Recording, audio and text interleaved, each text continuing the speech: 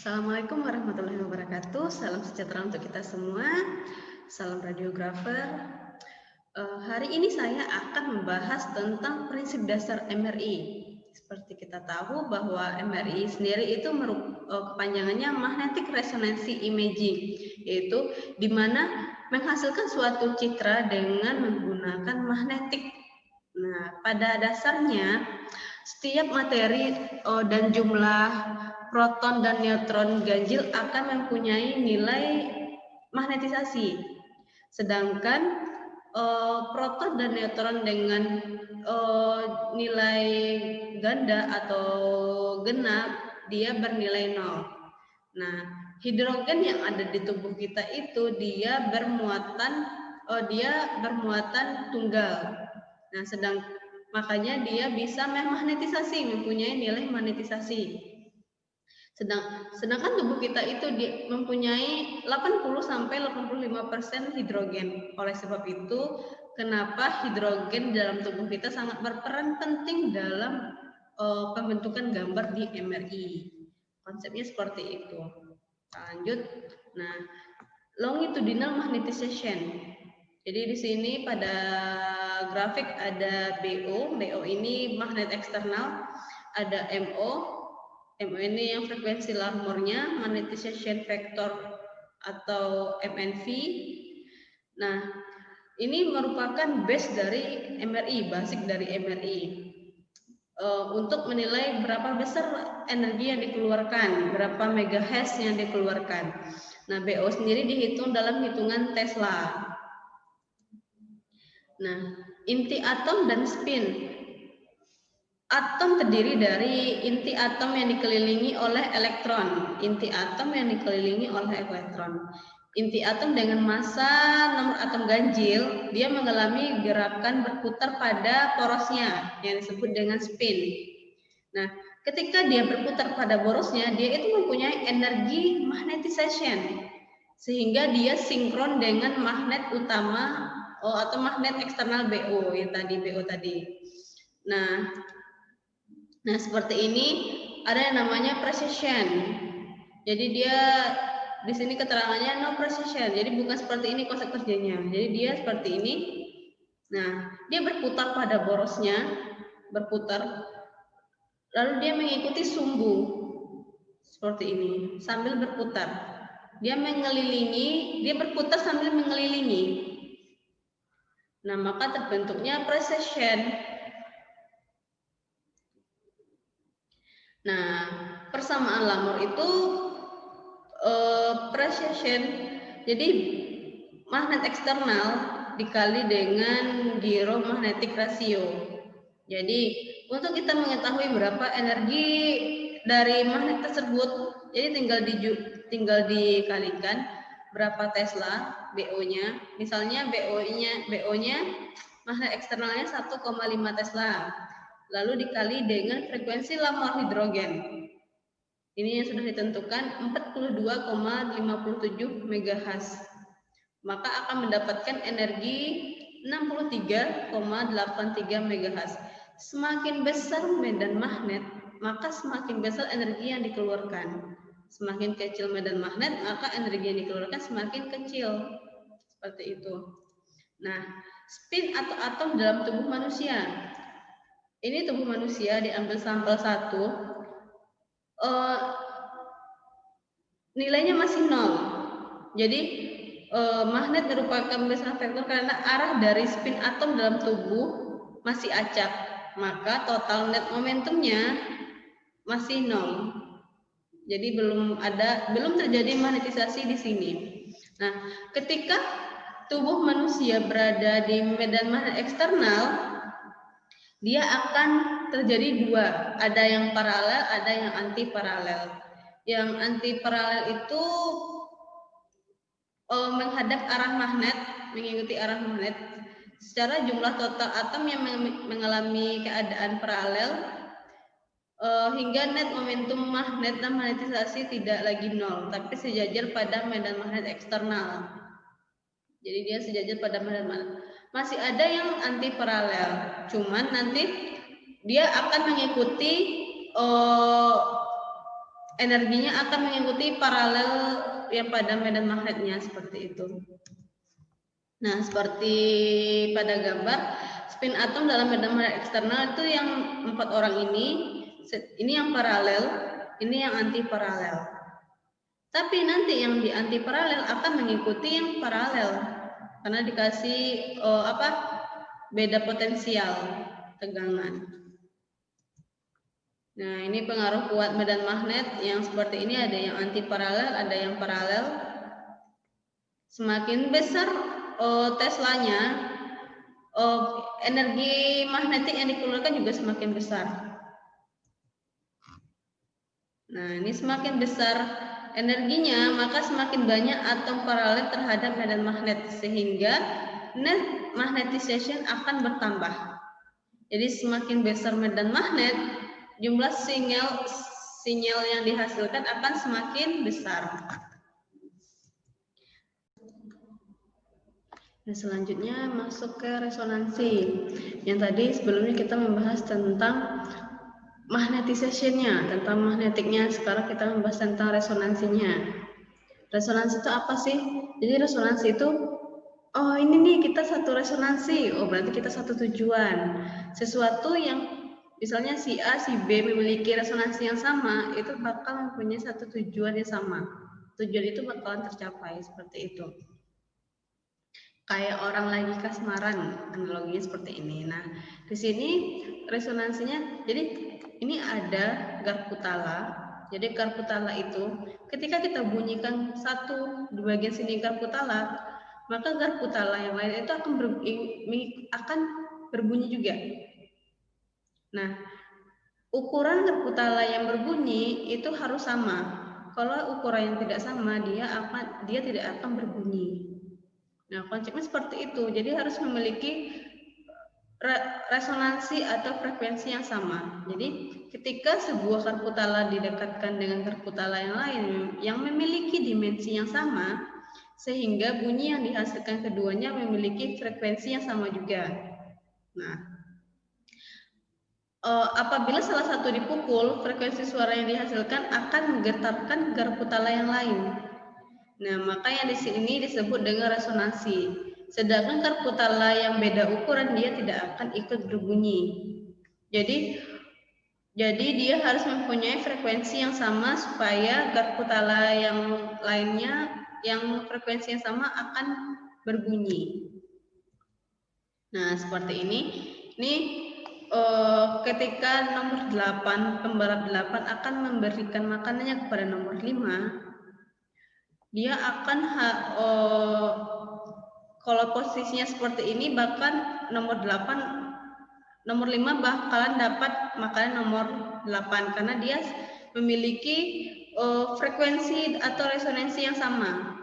Nah, sedangkan kalau yang ini, nah ketika nomor 8 itu jauh dari nomor 5, maka energi yang harus dilemparkan makanan tersebut ke nomor 5 itu harus sama dengan jaraknya supaya tercapai satu makanannya itu sampai ke nomor 5. Jadi resonansi yang terjadi menyebabkan adanya pertambahan energi yang dimana energi itu akan diperlukan untuk pembentukan sinyal.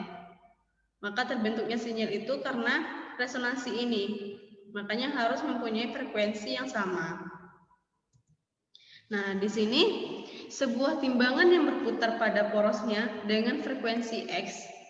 Apabila seseorang ingin memasukkan beban ke dalam salah satu neraca, maka frekuensi lemparan beban ke dalam neraca timbangan tersebut harus sama dengan perputaran timbangan. Makanya di situ disebut dengan resonansi. Sama halnya tadi yang balap mobil tadi, jadi harus memiliki energi yang sama. Nah, jadi resonansi itu adalah fenomena yang terjadi apabila sebuah objek diberikan eksposi atau radiofrekuensi yang mempunyai frekuensi sesuai dengan Larmor frekuensi. Jadi tenaga yang diberikan itu tuh harus sesuai dengan Larmor frekuensi. Jadi pada MRI Larmor frekuensi untuk hidrogen itu 42,58 MHz per Tesla. maka akan terjadi resonansi diberikan eksposi dengan radiofrekuensi sebesar frekuensi lamornya. Nah, agar terjadi resonansi, radiofrekuensi harus tepat dengan normal frekuensi. Nah, di sini ada namanya flip angel. Jadi terjadinya sudut pergerakan yang dinamakan flip angel yang sudutnya 90 derajat. Nah, NNV akan berubah dari longitudinal plane menuju ke transversal plane. Proses ketika longitudinal menuju ke transversal plane itu akan terbentuk sinyal, sehingga sinyal tersebut akan diterima oleh radiofrekuensi. Nah, nih, jadi MNV akan meninggalkan medan statis atau magnet eksternal. Hasil dari resonansinya, sudut pergerakan MNV dinamakan dengan flip angel. Biasanya flip angel itu 90 derajat, diberikan cukup energi radiofrekuensi untuk bergerak ke 90 derajat. Jadi relatif terhadap magnet eksternalnya, hasilnya akan B0 semula longitudinal plane. 90 derajat terdapat B0 dinamakan transversal plane. Jadi seperti itu.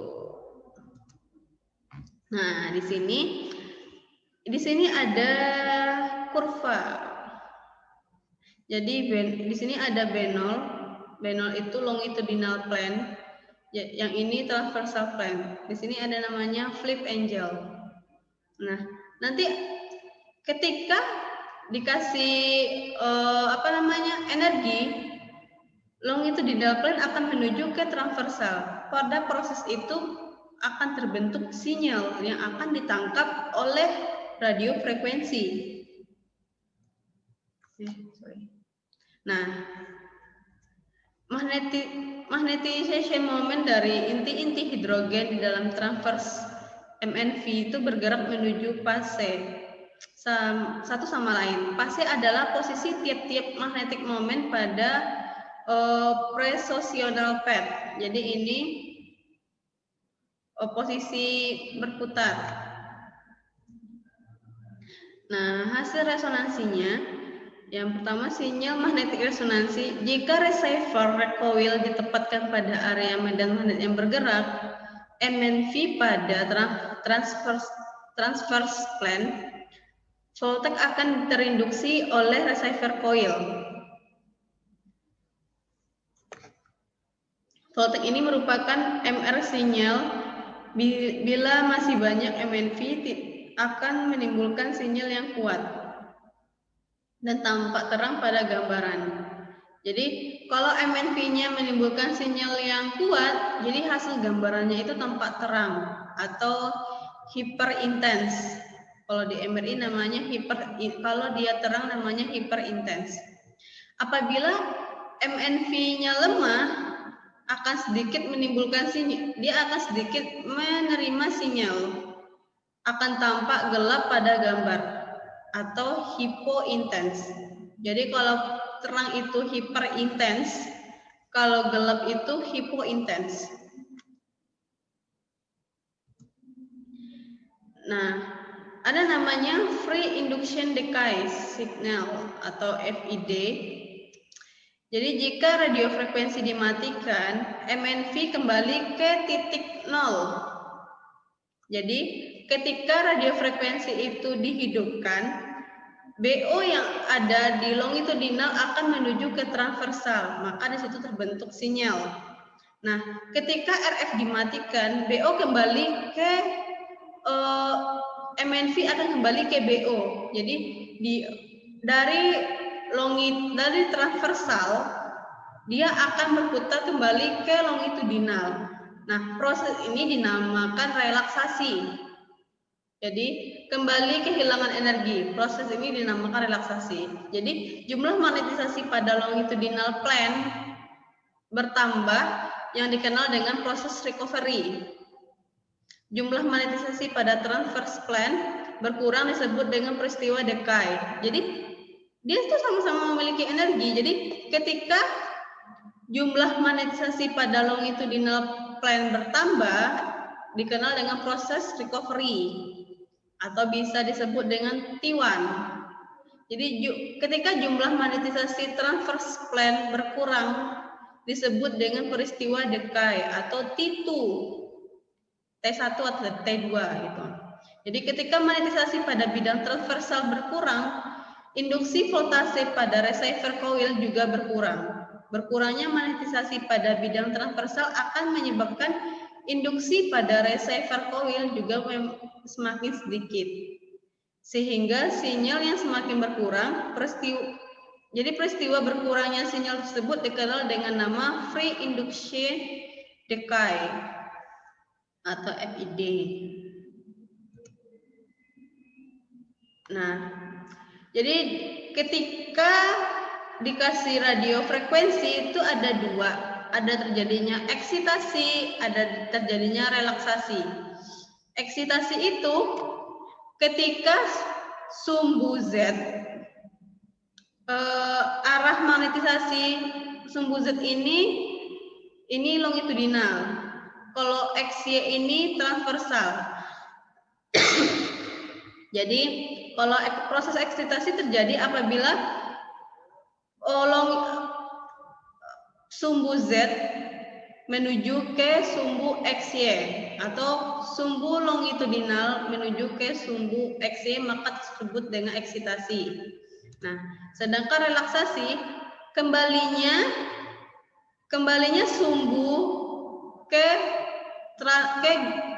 longitudinal. Jadi proses pengembalian dari transversal XY ini transversal ke longitudinal seperti ini. Nah, dia kembali ke longitudinal. Nah, di sini relaksasi adalah sebuah proses relaksasi MNV membuang seluruh energi yang diserap selama proses resonansi dan kembali ke B0. Jadi dengan kata lain, relaksasi menghasilkan recovery magnetisasi pada longitudinal plane dan decay magnetisasi pada transversal plane. Jadi recovery longitudinal magnetisasi disebabkan oleh proses yang dinamakan T1 recovery. Jadi recovery longitudinal magnetisasi disebabkan oleh proses yang dinamakan T1 recovery. Sedangkan decay transversal magnetisasi disebabkan oleh proses yang dinamakan T2 decay. Nah, jadi dari aplikasi RF yang multiple times, kita tuh mendapatkan pulse timing parameter. Jadi ada namanya TR atau repetition time. Jadi TR ini merupakan waktu yang diperlukan untuk aplikasi radio frekuensi 1 ke radio frekuensi berikutnya. Jadi TR ini diukur dalam milisecond atau ms. TR juga merupakan jumlah relaksasi yang terjadi antara akhir satu aplikasi radio frekuensi ke aplikasi radio frekuensi berikutnya. TR mengontrol jumlah long magnetisasi yang akan recovery sebelum RF pulse berikutnya.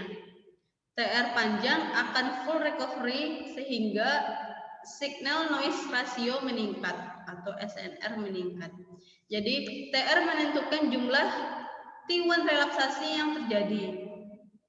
Jadi dia menentukan untuk jumlah T1 relaksasi yang terjadi. Itu tuh TR. Kerjanya TR. Nah, ini. Jadi ketika kita memberikan radio frekuensi TR-nya, dia akan menangkap signal. Ini radio frekuensi, kita masukin TR, keluar signal, radio frekuensi lagi, masukin TR lagi. Nah, ada yang namanya echo time atau time echo. TE itu waktu yang diperlukan dari aplikasi radio frekuensi ke puncak induksi sinyal dalam koil. Jadi TE diukur dalam milisecond juga. TE menentukan berapa banyak transverse magnetisasi decay yang terjadi sebelum sinyal dibaca. TE itu mengontrol jumlah transversal magnetisasi yang akan decay. Semakin panjang TE, semakin banyak transverse magnetisasi decay, sehingga sinyalnya semakin lemah. Oleh karenanya TE mengontrol jumlah T2 relaksasi yang terjadi. Jadi TE itu dia mengontrol jumlah T2 relaksasi yang terjadi. Nah, ini radiofrekuensi TE itu mencatat ketika radiofrekuensinya berada di puncak, lalu ditangkap oleh TE-nya. Nah, masuk ke pembobotan atau image weighting pada kontras. Ada yang namanya pembobotan T1, T2, proton density, dan lain-lainnya. Jadi, yang dimaksud dengan citra dengan pembobotan T1 adalah citra yang kontrasnya tergantung pada beban T1 time. Jadi, T1 time adalah waktu yang diperlukan untuk recovery sehingga 63% dan dikontrol oleh TR yang sebelumnya. Jadi untuk mendapat pembobotan T1, maka TR harus dibuat pendek. Jadi air dan lemak tidak cukup waktu untuk kembali ke magnetisasi eksternal sehingga perbedaan dapat tervisualisasi dengan baik. Untuk pembobotan T1. Nah, ini ketika time second-nya atau TE-nya. Jadi fat, weight meter, gray meter, CSF. Jadi fat lebih cepat dibandingkan CSF. Nah, kita masuk ke pembobotan T2 atau T-weighted. Yang dimaksud dengan pembobotan T2 itu citra yang kontrasnya tergantung perbedaan T2 time atau T2 time waktu yang diperlukan untuk decay sehingga 37% dan dikontrol oleh TE. Untuk mendapatkan T2 weighted, TE harus panjang untuk memberikan kesempatan lemak air untuk decay. Jadi sehingga kontras lemak dan air itu dapat tervisualisasi dengan baik. Seperti ini. Jadi harus memberikan waktu yang pas. Jadi ini fat, white matter, gray matter, CSF. Jadi dia waktu kembalinya. Nah, citra yang dimasukkan dengan pembobotan citra proton density adalah citra tergantung pada perbedaan jumlah proton per unit volume. Untuk mendapatkan pembobotan proton density, efek T1 dan T2 harus dikurangi, sehingga proton density lebih dominan. TR yang panjang akan mengurangi dominasi T1 kontras, sedangkan TE yang pendek akan mengurangi dominasi T2 kontras. Jadi contoh parameter untuk mendapatkan pembobotan T1, T2 maupun proton density itu nih, TR panjang, TR pendek 250 sampai 700 milisecond, TE panjang, TE pendek. Jadi pembobotan citra proton density. Nah, ini untuk mendapatkan T1 weighted itu TR-nya panjang, TE panjang. Untuk mendapatkan proton density, TR pendek, TE panjang. Kalau untuk mendapatkan T2 weighted, dia TR-TE-nya panjang. Nah, ini untuk hasil patologi lesion, ini untuk melihat kelainan. Jadi kalau solid massa pada sekuen T2 weighted dia berwarna brick atau hyper intense. Pada proton density atau flare dia juga berwarna hyper intense. Pada T1 weighted dia berwarna hypo intense. Nah, sedangkan kalau dia kisti dia itu berwarna hyper intense, sedangkan pada proton density dia berwarna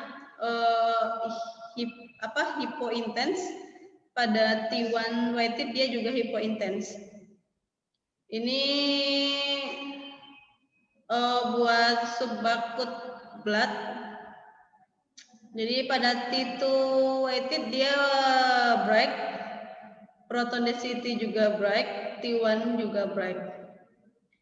Kalau di fat pada T2 dia berwarna hypointens, pada flat atau proton density dia berwarna hyperintens, pada T1 juga dia berwarna hyperintens. Oke, terima kasih. Semoga bermanfaat pada materi hari ini. Apabila ada yang ditanyakan, silahkan komentar. Assalamualaikum warahmatullahi wabarakatuh.